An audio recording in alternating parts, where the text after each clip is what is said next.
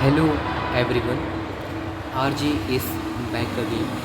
Today I have one more beautiful story titled The Day Time Stopped Forgiving. Every human believes the same lie that time moved. It didn't. Time stood perfectly still. Only people moved through it. One day, without warning, the universe corrected the mistake. At midnight, every clock on earth stopped. Phones froze, watches froze, the sun still rose, the wind still blew, but every person heard a voice. You no longer have tomorrow. Panic spread across the world. Governments declared emergencies. Scientists, scientists searched for answers. Nothing changed. The next morning, people woke up. The date on every calendar remained the same Tuesday. The following morning, still Tuesday. Again, Tuesday.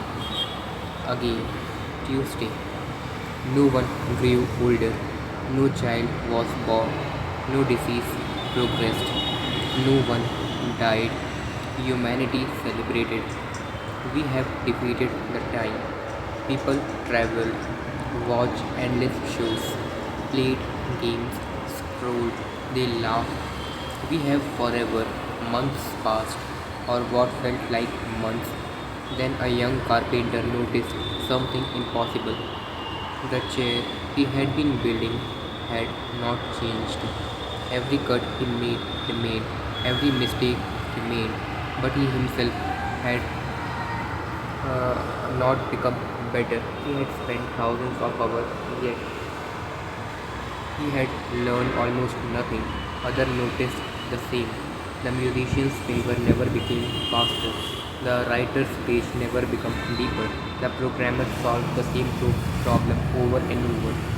Everyone was working. No one was becoming. An old woman walked into the town square. She said quietly, "We misunderstood.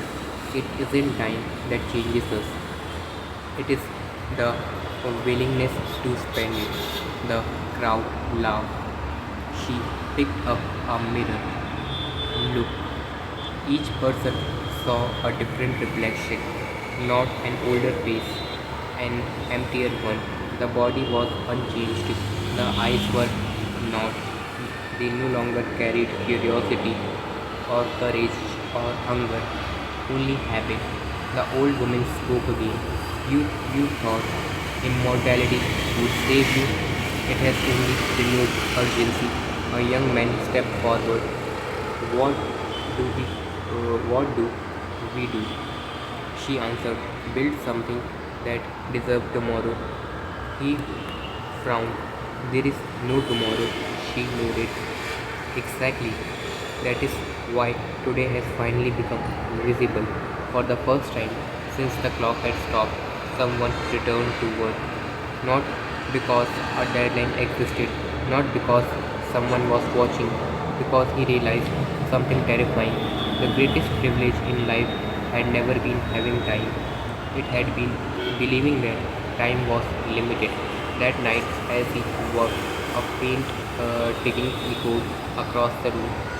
One clock, then another, then another. Across the world, every clock began to move again. Not because humanity had solved a scientific mystery, but because enough people had remembered what time was for. The next morning, the calendar finally changed. Wednesday. At the bottom of every clock, where the manufacturer name had once been engraved, a new sentence appeared. Time never left you. It was waiting to see whether you deserve another day. The story that tends to stay with readers don't usually end up with adrenaline. They have behind a question. They have they leave behind a question that follows them into ordinary moment. In this story, the question is: if tomorrow stopped being guaranteed, would today still look the way I am living it now?